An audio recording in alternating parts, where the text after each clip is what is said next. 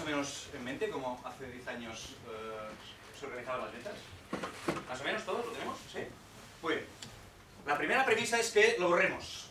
Borremos absolutamente esto de nuestro cerebro. No tiene nada que ver hoy la forma como comercializamos o la forma como comercializábamos hace algunos años. Primero me gustaría introducir un concepto que es un concepto más de entorno, que es entender que el futuro ya nos lo queda. Esto ya no va de cómo iba antes. El cliente ya no se comporta como se comportaba antes. Los vendedores no se deben comportar como se comportaba antes un vendedor. Y el mercado ya no reacciona ni actúa como antes reaccionaba y actuaba. Y eso es importante tenerlo en cuenta porque significa que hoy, para poder ser presentes en un mercado agresivo, en un mercado competitivo, tenemos que hacer cosas completamente distintas a las que estábamos acostumbrados a hacer. Máximo respeto con todo lo que hacíamos hasta ahora. No significa que lo que veníamos haciendo los últimos años no fuera válido en aquel entonces, sino que significa que aquello que antes funcionaba, hoy difícilmente funciona. Y lo digo eso porque estamos hoy, una palabra que a mí me gusta mucho, en un entorno VUCA. Hoy todo el mundo habla de un entorno VUCA. Un entorno VUCA significa que estamos en un entorno volátil, estamos en un entorno incierto, estamos en un entorno complejo y estamos en un entorno ambiguo. Significa que tenemos que empezar a saber gestionar nuestras relaciones comerciales partiendo de un objetivo y una premisa básica, que es que tenemos que asumir más riesgos de los que asumíamos antes. No podemos pretender que todo lo que nos ha servido hasta ahora lo proyectemos en el futuro para entender que en un futuro las cosas van a ser mejor. Y eso es importante entenderlo, y hoy, centrándonos ya un poquito más en la venta consultiva emocional, me gustaría trasladaros y compartir con vosotros algunas pinceladas al respecto, ¿no? Lo primero es entender o debatir sobre lo que significa la venta consultiva, y después hablaremos de la venta consultiva emocional. La venta consultiva es aquella venta que requiere complejidad. Es aquella venta que requiere por parte del comercial ciertos conocimientos, ciertas habilidades y ciertas actitudes. Insisto en conocimiento, insisto en habilidades, insisto en actitudes, porque después me referiré a eso. Significa una venta compleja, una venta en la cual la interlocución con nuestro posible comprador o con nuestro posible cliente potencial va mucho más allá de un precio, un producto y un momento. Y es importante entender que la venta consultiva influyen la parte del cliente, la parte del vendedor y la parte del conocimiento de la empresa. Ya veréis hoy que intentaremos trasladar un poco el funcionamiento de esta venta consultiva y cómo debemos enfocarnos como mínimo, minimizando los riesgos al máximo. Si entramos en el concepto emocional, es una palabra también muy interesante. Hoy, y seguramente hoy, y creo que hay alguna charla que habla un poco de esto, hay la corriente del neuromarketing. El neuromarketing significa, muy rápidamente, que nuestro cerebro se divide en tres partes importantes. Por un lado tenemos el cerebro racional, que es aquel cerebro que piensa. Por otro lado tenemos el cerebro medio, es aquel cerebro que transmite las emociones. Y por otro lado tenemos el cerebro reptiliano. El cerebro reptiliano, los expertos en neuromarketing, yo no soy experto en neuromarketing, dicen que es el que acaba siendo el proceso decisor de todas las interacciones de compra. Utiliza la información que los otros dos cerebros han conseguido recabar para acabar decidiendo en ello. Significa que, y esto es importante, que la venta consultiva es una venta muy compleja que acaba decidiendo un cerebro muy primario. El cerebro racional, aparte de comprar, aparte de decidir las compras, hace que respiremos para que nos moramos, hace que comamos, hace las partes básicas de nuestro funcionamiento, ¿no? Y la neurociencia y el neuromarketing han llegado a la conclusión que las decisiones de compra son aquellas que acaban afectando en nuestro cerebro reptiliano. Es importante entender esto porque al final, la venta consultiva acaba en pequeños gestos que son los que acaban decidiendo el proceso. El neuromarketing utiliza cuatro ámbitos claros, solo para que tengamos una pincelada, que es que para poder utilizar un argumento comercial que afecte y que vaya directamente al cerebro primitivo, al cerebro reptiliano, tenemos que seguir 4 pasos. El primero es diagnosticar el pain, diagnosticar la pena, aquello que le preocupa a nuestro cliente, aquello que realmente nuestro cliente necesita o le hace falta. Lo segundo es diferenciar nuestros claims, que es aquello que nosotros realmente tenemos y que nos hace diferente, ¿Cuál es nuestra propuesta de valor? Hoy me centraré un poquito en la propuesta de valor. Para mí, la clave es la propuesta de valor. Aquello que nos hace diferentes, aquello que nos hace únicos, aquello que nos hace ser queridos por parte de nuestros posibles consumidores. Después, diagnosticar la ganancia. Diagnosticar la ganancia es hacernos la frase tan fácil, pero tan difícil, de si yo fuera cliente, ¿compraría mis productos? Si yo fuera un consumidor, ¿escogería mi propuesta como la propuesta principal dentro de las opciones que pueda tener? Y después todos estos puntos, una vez tenemos la pena, una vez sabemos los argumentos comerciales y tenemos la propuesta de valor, y otra vez vamos a los beneficios que les aportamos al cliente, tenemos que comunicarlo e intentar actuar a este cerebro reptiliano. El cerebro reptiliano lo que dice es que las cosas tienen que ser fáciles, las cosas tienen que ser obvias, blanco, negro, 1, 0, ¿sí? Y hay una regla en el neuromarketing que es el 3 más 3 más 3. 3 más 3 más 3 significa 3 palabras que en 3 segundos pueda entender un niño de 3 años. Grandes ventas complejas tienen que acabar con argumentos contundentes. Si vemos y analizamos campañas de marketing, veremos que la regla del 3 más 3, yes you can, te gusta conducir, impossible is nothing, infinidad de campañas de marketing utilizan este sistema y esta fórmula de funcionamiento. Fijaros, antes os decía que para trabajar una venta consultiva tenemos que barajar 3 variables.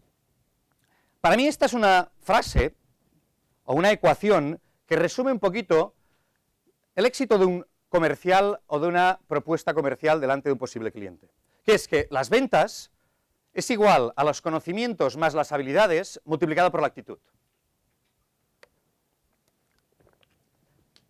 El proceso de venta, el valor de un vendedor se resume en, utilizo la palabra resumen y es mucho más complejo, se resume en sus conocimientos más sus habilidades multiplicado por la actitud. Si analizamos esta frase, esta fórmula, vemos una cosa muy importante, que es que hay 2 factores que son sumatorios y hay un factor que es multiplicador. ¿Sí? El factor multiplicador es el factor de la actitud. El factor de la actitud es lo que me hace diferente a mí, como vendedor, delante de una propuesta de valor, enfrente a otros posibles vendedores, cuando están enfrente de un posible consumidor. Hay otra cosa importante en esta fórmula, incido un poco porque me gusta comentarla, que es que los conocimientos más las habilidades es un proceso que se puede adquirir, es un proceso que podemos adquirir. Podemos utilizar estrategias para tener cada vez más conocimientos y más habilidades. Pero por otro lado, la actitud es un factor que se tiene o no se tiene. Podemos manejarlo y podemos actuar en él, pero ¿lo tenemos o no lo tenemos? Y una cosa muy importante cuando hablamos de redes comerciales y hablamos de equipos comerciales, la actitud es contagiosa. ¿Estamos de acuerdo? ¿Sí? Contagiosa la buena actitud y contagiosa la mala actitud. ¿Sí? Entonces es importante entender que al final, cuando salimos a vender, cuando estamos delante de un cliente, lo primero que piensa en el cliente es una cosa importante, ¿me gusta o no me gusta? Esto es su primer argumento. Una vez ha decidido si me gusta o no me gusta, pasa a la segunda fase de decisión, que es si me interesa o no me interesa. ¿Sí? A nivel de concepto de actitud, a nivel de presentación de ventas, si empezamos sin gustar, entenderme cuando utilizo la palabra gustar, difícilmente pasaremos a interesar. Y si empezamos gustando, probablemente tendremos más posibilidades de acabar interesando. ¿Se entiende el concepto? Es importante, porque ¿cómo es posible que un mismo producto en un mismo entorno, en manos de distintos vendedores, tengan resultados completamente distintos? Y muchas veces cometemos el error cuando tenemos una organización, cuando estamos en una empresa, de entender que la responsabilidad de que no se venda es del vendedor. Una parte sí, pero otra parte es para nosotros importante, ¿no? Y de esto es lo que nosotros definimos la propuesta de valor. La propuesta de valor es lo que nos hace distintos. ¿Qué es el valor de un producto o un servicio? ¿Qué es la propuesta de valor? La propuesta de valor es la diferencia que hay entre el beneficio y el coste. La dicotomía siempre entre valor y precio. ¿Qué es el valor y qué es el precio? El valor es lo que está dispuesta a pagar una persona por un producto o un servicio. El precio es lo que vale. El precio y el valor es igual si el beneficio que le aporto al cliente es 0. Si mi propuesta no aporta beneficio, seguramente solo seré atractivo en el momento que mi posicionamiento de precio sea el más económico. Y luchar por precio, que hay negocios que luchan por precio, evidentemente, pero luchar por precio en la mayoría de casos y en venta consultiva muy difícilmente no nos lleva a objetivos o resultados positivos. ¿Qué significa pues entonces la propuesta de valor? Aquello que le da beneficio a mi cliente. Saber diagnosticar qué es lo que yo poseo, qué es lo que yo tengo y que le aporta este beneficio a mi cliente. Si hay valor en mi producto que mi cliente o no aprecia o no conoce, esto genera coste. Es decir, cuando tenemos una propuesta de valor, muchas veces, y hoy hablaremos de ello, el problema es que no la transmitimos con toda su firmeza. Y el cliente no acaba percibiendo aquel valor que realmente yo le estoy dando a mi producto. Esto nos pasa muchas veces, ¿eh? Vamos a un presupuesto, entregamos un presupuesto, el cliente o el posible cliente acaba decidiendo por otro proveedor, y en el momento que vemos lo que ha comprado en otro proveedor, decimos, es que lo que yo te había ofrecido no tiene nada que ver con lo que tú has comprado. ¿Sí? Nos pasa, ¿no? No tiene nada que ver, pero esto es responsabilidad nuestra. Porque una de dos, o no hemos sabido comunicar lo que realmente le estamos ofreciendo a este cliente, o segundo, si lo hemos comunicado, al cliente no le interesaba. Y si no le interesaba, evidentemente estaba generando coste. Entonces es importante entender que la propuesta de valor se basa en estos aspectos. Mirad, perdonad. Si hablamos de las dimensiones de un producto, y esto es importante, es un poco quizás embarullado, debemos entender que un producto o un servicio se forma y se materializa en base a distintas dimensiones. La primera dimensión de un producto es lo que conocemos como producto básico. Producto básico, Producto básico es agua. Producto básico, es el producto que no tiene ningún tipo de valor añadido. En el momento que añadimos valor a este servicio, en el momento que añadimos valor en este producto, utilizamos una técnica como si fuera una cebolla, vamos añadiendo capas encima de él. Y a este producto básico le añadimos un embalaje, una marca, un nombre, un diseño, etcétera, etcétera, etcétera. Y vamos a un producto tangible, que es esta agua, añadiendo todos estos conceptos. Si de este producto le añado todavía mucho más valor, los servicios principalmente utilizan esta técnica, y significa pues una garantía, una financiación, un mantenimiento, un servicio postventa, etcétera, etcétera, etcétera, voy al producto aumentado. Una de las fórmulas importantes para poder diferenciar entre precio y valor es utilizar la estrategia de comunicar desde el producto aumentado. Porque si comunicamos desde el producto aumentado, si comunicamos desde aquello que realmente nos hace diferentes, desde aquello que realmente es distinto, y el cliente no entra en entender que el producto básico es el mismo, seguramente tendremos más posibilidades de entrar a razonar o a interlocutar en este proceso comercial. ¿Sí? Es importante entender esto. Y para entender esto os pondré un ejemplo. ¿Cuál es este producto básico? Este producto es café, estamos de acuerdo, ¿no? ¿Sí? ¿Es el mismo producto básico que este? Es exactamente el mismo producto básico. Aquellos amantes cafeteros, aquellos amantes del café, si tú les preguntas te dirán que prefieren este tipo de café porque tiene mejor calidad que este. Siguiendo el ejemplo, este café lo podemos comprar en un súper con unos envases de 250 gramos. ¿Sí? Un café molido de 250 gramos en un súper vale 3 euros, pongo una media. Esto significa que un kilo de café cuesta 12 euros. En una cápsula Nespresso hay 10 gramos de café. ¿Qué vale una cápsula Nespresso? 30, pongo 30 para que sea fácil multiplicar, 30 céntimos. Un kilo de café vale 30 euros. Un kilo de café Nespresso vale 30 euros. Un kilo de café de este tipo vale 12. ¿Cómo es posible que el mismo producto básico valga 3 veces más? Porque el beneficio que obtenemos cuando decidimos comprar aquello nos compensa el diferencial de precio que tenemos. Diseño, envase, agilidad, monodosis, George Clooney, colores, lo que sea. Y somos capaces de comunicar estas diferencias versus nuestros clientes. Fijaros, si entendemos que la propuesta de valor es básica y que en una venta emocional la propuesta de valor es lo que hace la diferencia respecto a nuestros clientes, debemos entender cómo se compone una propuesta de valor. La propuesta de valor tiene 3 aspectos importantes. Y es importante entender que la propuesta de valor no significa lo que vendemos. La suma de productos y servicios componen nuestra propuesta de valor. Pero después nuestra propuesta de valor tiene que, primero, generar alegrías. cuáles son mis creadores de alegrías que satisfacen a mis clientes. Y después tienen que aliviar frustraciones. ¿Cuáles son los aliviadores de frustraciones que mi producto o mi servicio obtiene? Si nosotros somos capaces en nuestra propuesta de valor de definir claramente eso, por un lado ya tendremos una parte importante. ¿Cuál es la otra parte? Nuestros productos y servicios, ¿dónde acaban? En manos de los clientes. Tenemos que entender cómo se comporta el cliente y tenemos que buscar la famosa segmentación de nuestro mercado. Tenemos que entender cuál es el perfil de nuestro cliente. Y el perfil de nuestro cliente se basa también con tres cosas, que es a qué se dedica nuestro cliente que le interese mi producto, qué es lo que busca cuando acaba comprando un producto y qué es lo que evita cuando intenta encontrar un producto. ¿Sí?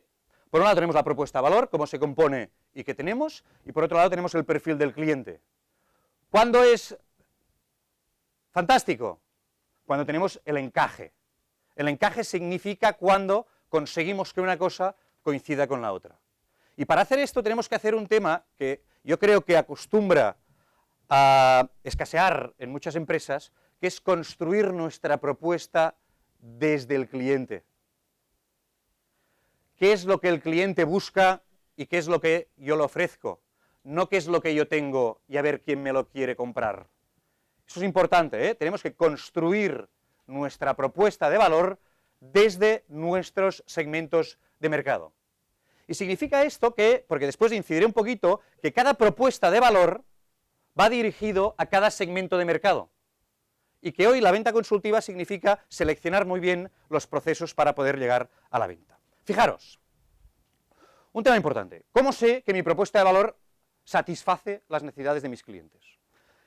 Cuando un cliente prueba, consume o adquiere un producto nuestro, se barajan dos variables importantes. Una es la expectativa y la otra es la experiencia. Entendemos como expectativa aquello que un cliente busca y que cree que obtendrá en el consumo de un producto. Y entendemos como experiencia aquello que el cliente ha obtenido una vez haya consumido el producto.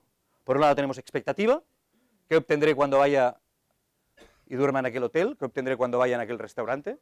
Y por otro lado tengo experiencia, que he obtenido en el momento que he pasado una noche de hotel en aquel hotel, o he comido o he cenado en aquel restaurante. Expectativa y experiencia. En base a la expectativa o la experiencia, pues evidentemente podemos tener que nuestra experiencia sea baja o nuestra experiencia sea alta. Y puede pasar también que nuestra expectativa sea baja o nuestra expectativa sea alta. Un producto con una expectativa alta y una experiencia baja nos genera una queja. Un producto con una expectativa alta y una experiencia baja nos genera una queja. Tenía pensado que obtendría un resultado, un valor de aquel producto, aquel servicio, y en el momento que he probado, pues no ha satisfecho mis necesidades. Si por otro lado tenemos una expectativa baja y obtenemos una experiencia alta, esto genera una sorpresa. ¿Qué pasa cuando genera una sorpresa? Que lo compartimos. Generamos el boca-oreja famoso en el mundo de las ventas. Ves a aquel restaurante, te trataron súper bien, estuve en aquel hotel, la verdad es que fantástico, un trato exquisito, limpio, etcétera, etcétera, etcétera. Y generamos la capacidad de poder incidir en nuestros clientes para que hagan de nuestros prescriptores. Evidentemente, si nuestra expectativa es baja y nuestra experiencia es baja, estamos en un producto commodity. Un producto commodity es aquel producto donde el valor es igual al precio. Se vende en el momento que tenemos las mejores condiciones, porque existe cualquier producto que pueda ser sustituido sin importarnos la diferencia. ¿Sí? Y si por otro lado tenemos una expectativa alta con una experiencia alta, estamos en un producto premium. Nosotros tenemos dos cosas como comerciales y como empresas. Primero, tenemos que posicionar cuál es la expectativa que queremos trasladar en nuestros consumidores, y esto lo hacemos mediante el marketing, mediante la comunicación. ¿Cuántas veces hemos ido a un hotel y al salir de allí le hemos preguntado a la señora, pero por favor, aquellas fotos tan preciosas, ¿dónde están? ¿Dónde está aquella fuente tan bonita, no? Primero, tenemos que construir, en base al marketing, una expectativa que sea interesante y que sea la que se adapte a nuestras posibilidades. Y segundo, tenemos que trabajar comercialmente para que la experiencia que obtiene el cliente pues sea la mejor posible. Y debemos entender que en la venta consultiva nunca la venta acaba cuando nos han pagado una factura. Reivindico la posventa, la preventa y la posventa. Reivindico la posventa como elemento claro de fidelización y de conseguir que nuestro producto acabe generando la experiencia que habíamos marcado previamente como expectativa. Muy bien. Para ir acabando, me quedan 5 minutos para ser riguroso con el tiempo. Me gustaría compartir con vosotros cuatro trampas que creo que caemos muchas veces cuando nos movemos en la venta consultiva. 5 trampas, exactamente. La primera, importante, y esta sí que para mí es vital. En el mundo de las ventas hay 2 variables básicas, la información y la emoción. ¿Sí? La información y la emoción. El cambio de mercado en los últimos 10 años ha hecho que antes un producto se vendía más por información que por emoción. Todavía existe la figura del técnico comercial. La venta consultiva, casi siempre, detrás hay un técnico comercial. Pero hace 10 años el técnico comercial no vendía porque era comercial, vendía porque era técnico. ¿Sí? Seguimos un poco el razonamiento, ¿eh? Hoy, ¿qué pasa con la información? Información nos sobra. Tenemos información en cualquier momento. Nuestros clientes pueden saber, si quieren, y le ponen ganas, más sobre nuestros productos que nosotros mismos. Podemos ir a un concesionario de coches y podemos tener mucha más información sobre aquel producto. Le podemos hasta decir algunas experiencias negativas que hemos encontrado en la red. Es decir, hoy la información ya forma parte del proceso de compra de nuestros consumidores. La buena información y la mala información, que es la intoxicación, que también existe. Y hoy lo que tenemos que hacer es dotar de un componente mucho más emocional para conseguir que nuestros clientes puedan comprar nuestros productos. Ya no sirve ir a vender recitando las características técnicas de mi producto. ¿El producto es bueno? Tiene que serlo. Esto se le presupone. Pero el producto es el que me interesa. Hemos pasado en esto, yo antes decía, Tony, me he dedicado muchos años en el mundo del retail, en el mundo de la informática, muchos años. Yo recuerdo hace 15 años, cuando se vendían ordenadores, no existían grandes superficies que vendieran ordenadores. Tú ibas a comprar un ordenador en una tienda especialista y te decían el RAM, el disco duro, la tarjeta de red, la capacidad, el mouse, ¿sí? Esto ha desaparecido. Hoy vas a un hipermercado, hoy vas a una tienda generalista y el que va a comprar un ordenador, si os pregunto qué capacidad tiene vuestro ordenador, es posible que muchos de vosotros no sepáis qué disco duro tiene vuestro ordenador. ¿Por qué? Porque esto ya no funciona así, porque ya compramos en base a otros criterios. Primer error a evitar, ¿eh? No seamos unos lectores de características técnicas. Corremos el riesgo de imaginarnos que nuestro interlocutor conoce igual de nuestro sector que nosotros. Y automáticamente lo que hace el interlocutor es desconectar. Utilizamos unas palabras técnicas que cuando intentamos ponernos delante del cliente vemos que le empieza a desfigurar la cara sabiendo que no está entendiendo nada de lo que estamos diciendo. Nuestro lenguaje no es el lenguaje de nuestro cliente. Esto cuando íbamos al cole nos hablaban de emisor y receptor, ¿os acordáis? Pues va de eso, ¿eh? No tiene ningún secreto. Segundo error. Querer vender a todo el mundo la misma cosa. Querer vender a todo el mundo la misma cosa. Hoy estamos en la era de la personalización masiva. Todo el mundo cuando compramos queremos creer que aquello que estamos comprando ha sido diseñado exclusivamente para nosotros. Esto se llama long tail en el marketing. El long tail significa que cada vez más necesitamos más productos para hacer una cifra de negocios que antes teníamos menos. No podemos salir al mercado con el mismo producto, el mismo servicio e intentar colgar caretas a cada uno de nuestros clientes. Tenemos que personalizar. La venta consultiva significa la personalización. Significa disponer del máximo información posible de mis clientes para poderle ofrecer el producto que más se ajuste a sus necesidades. Tercer error a cometer, no utilizar una cultura CRM. No entender que las ventas no va de genios y figuras. No entender que venderemos o no venderemos si tenemos un buen vendedor o un mal vendedor.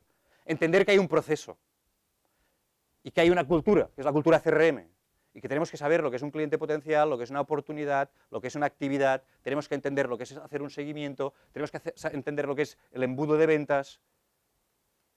¿Por qué? Porque la venta consultiva es una venta que se hace a fuego lento. No es venta one shot, no es una venta de aquí te pillo, aquí te mato. Y todas aquellas oportunidades que no somos capaces de recordar, todas aquellas oportunidades que no somos capaces de generar, acaban revirtiendo en pérdida de oportunidades.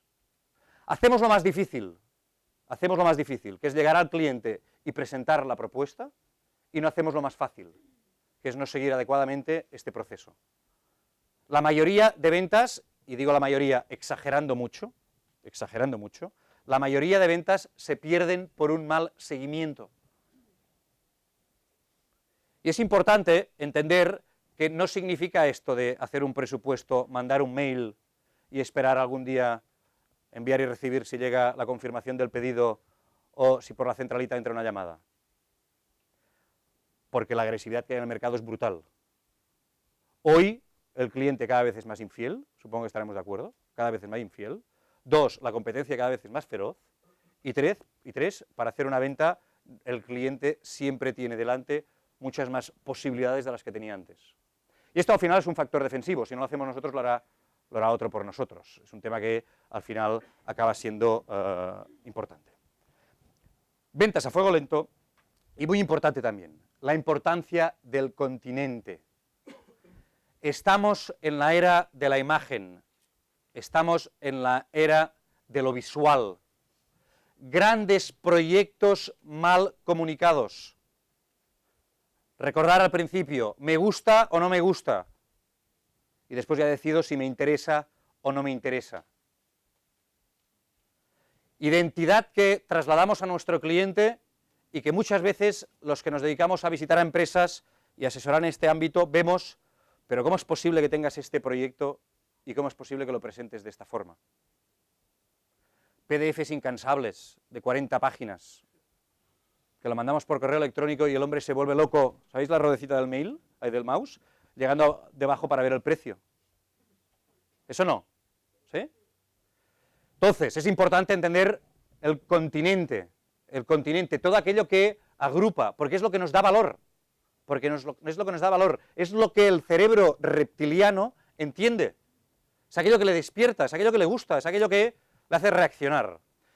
Y eso es interesante porque si no, siempre utilizamos una frase, y en el mundo de la empresa existe, que es que trasladamos la responsabilidad a otro. El mercado, la crisis, el dólar, el petróleo, la prima de riesgo, ¿no? Y no asumimos la responsabilidad que tenemos nosotros. ¿Podemos hacer alguna cosa para cambiar nosotros el entorno? Poca cosa podemos hacer. ¿Podemos presentarnos delante de nuestros clientes? Pues no perdamos tiempo. Hay una frase importante, no tendremos una segunda oportunidad para causar una buena primera impresión a un cliente. No tendremos una segunda oportunidad para causar una buena impresión al cliente. Entonces, os aconsejo, os garantizo que si somos capaces de construir un producto que llegue de forma visual, muy probablemente tendremos más importancia después en el momento del cierre.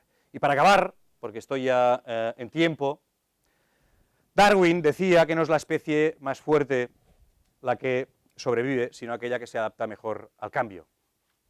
Esta charla no va para multinacionales de Silicon Valley, esta charla no va para empresas del IBEX, esta charla va para los pequeños, para los autónomos, para los emprendedores, para la pequeña y mediana empresa. No es un tema de dinero, no es un tema de inversión, es un tema de tenerlo claro. Es un tema de tenerlo claro, de entender que en las ventas el resultado es una consecuencia. Y muchas veces cometemos el error, de obsesionarnos por el resultado sin previamente trabajar las partes previas que son más interesantes. Gracias.